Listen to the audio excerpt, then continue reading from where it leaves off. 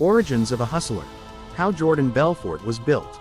He sold $1 stocks that were nearly worthless, made millions doing it, served less than 2 years in prison, and then watched Hollywood turn his chaos into cinema gold. This is the story of Jordan Belfort, the man who gained Wall Street, lost everything, and somehow came back louder, richer in fame, and almost untouchable. And the strangest twist, people still cheer when they hear his name. Queens, 1962. Bayside. Brick houses, small lawns, predictable futures, the kind of neighborhood where ambition had limits. Most kids grew up aiming for stability, a decent job, a modest home, a safe life. But one kid wasn't wired for safe. At 16, while other teenagers were thinking about prom and cars, Jordan was thinking about margins. He sold Italian ice in the summer heat and didn't just sell, he upsold. Bring your friends. Promotions. Word of mouth. By the end of the summer, he had made $20,000. Not allowance money, not pocket change, real money. And something clicked. Money wasn't just survival, it was power. He briefly enrolled in dental school, thinking maybe this was the respectable path. But on day one, the dean warned the class, if you're here to get rich, this isn't the profession for you. That sentence hit him like an alarm bell. He stood up, walked out, no hesitation. Because for Jordan, average income wasn't an option. He didn't want comfortable, he wanted extraordinary. After college, he launched a door-to-door meat and seafood business. No real infrastructure, no trucks, no systems, just a car full of frozen products and relentless confidence. He knocked on doors, pitched premium cuts, adapted instantly when rejected. Sales climbed fast, nearly $100,000 a month. But logistics collapsed, bills piled up, inventory spoiled, the business imploded. Most people would have taken that as a sign to slow down. Jordan took it as feedback.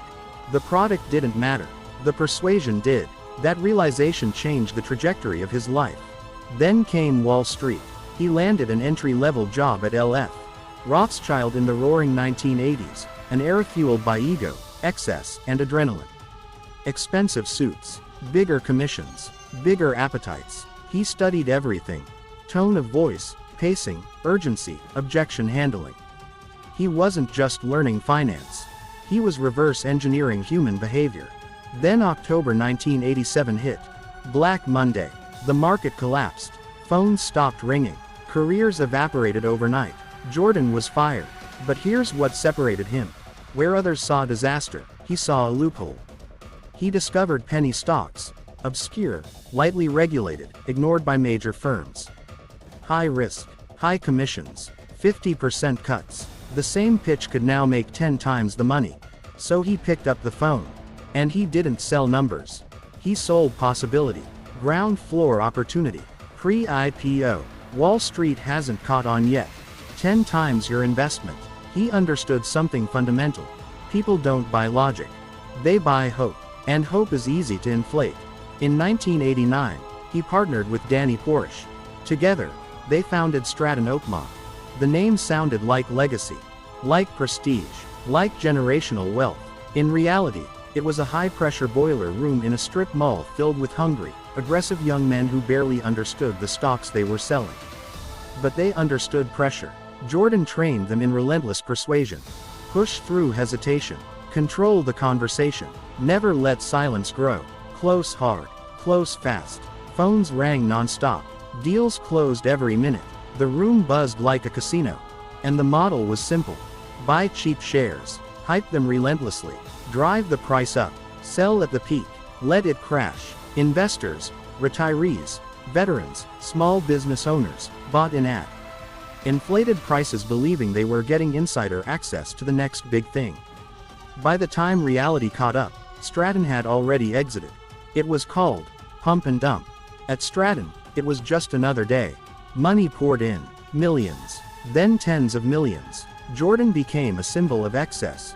Mansions, helicopters, a superyacht, luxury cars. The office turned into a playground of ego and chaos. Bonuses were thrown like confetti. Loyalty was bought. Fear enforced discipline. Winning wasn't encouraged. It was demanded. But fantasy has a shelf life. By 1994, regulators were watching.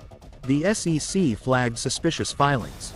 Complaints stacked up. Investors were losing savings. Charts that shot up vertically collapsed just as fast.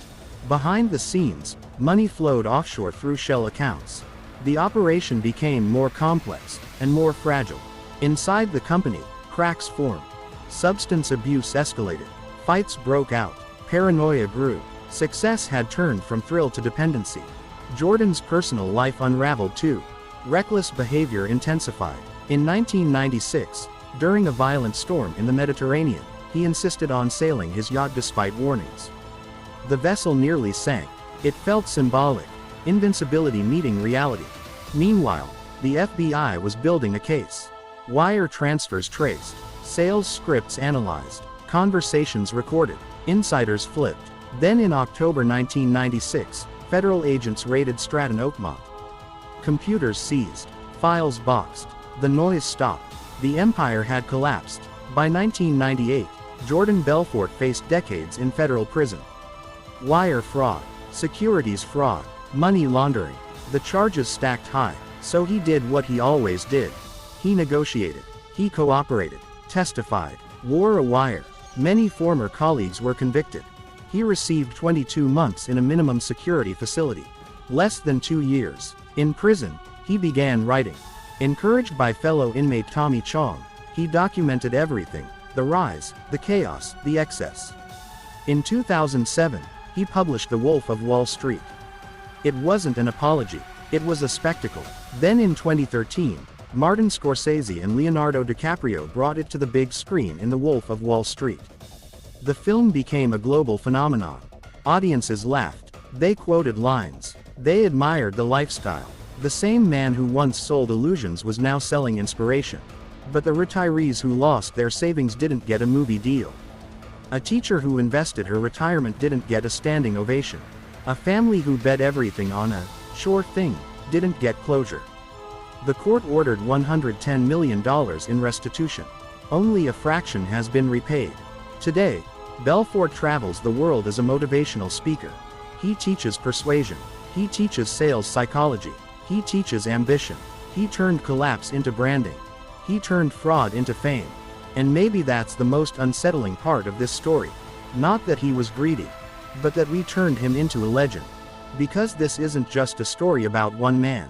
It's about ambition without limits. About how easy it is to sell a dream. And about how sometimes, the biggest hustle isn't the stock. It's the comeback.